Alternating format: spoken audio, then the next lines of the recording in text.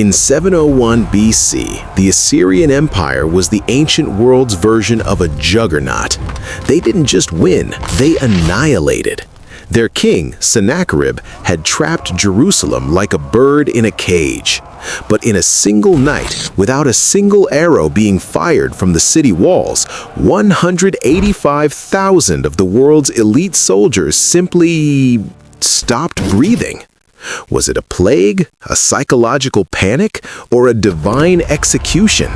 Today, we investigate the night the shadow fell on Assyria. To understand the miracle, you have to understand the terror. The Assyrians were masters of psychological warfare. They mocked King Hezekiah's God and boasted that no deity had ever stopped them before. Hezekiah, desperate, took the threatening letters from the Assyrian messengers and literally spread them out on the floor of the temple, asking for intervention. He wasn't just praying for a city, he was praying for the survival of a faith.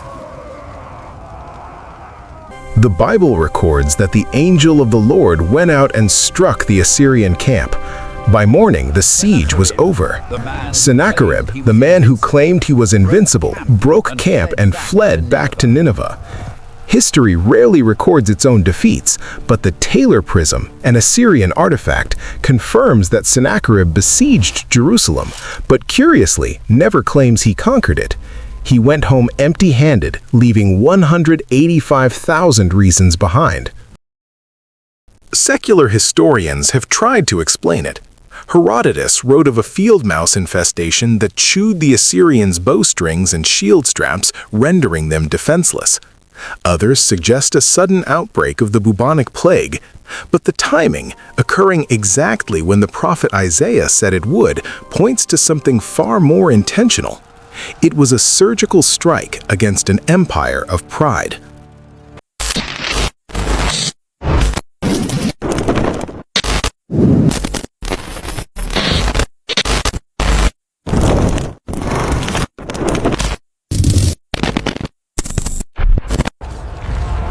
The siege of Jerusalem teaches us that even when you are outnumbered 1,000 to 1, the math of heaven is different. Sennacherib had the chariots, but Hezekiah had the covenant. Sometimes the greatest victories are won while you are still on your knees. Do you think history's missing Assyrian army is the greatest proof of the Bible's accuracy? Let us know your thoughts in the comments. Subscribe to Scripturally for more stories of the impossible. I'll see you at the next wall.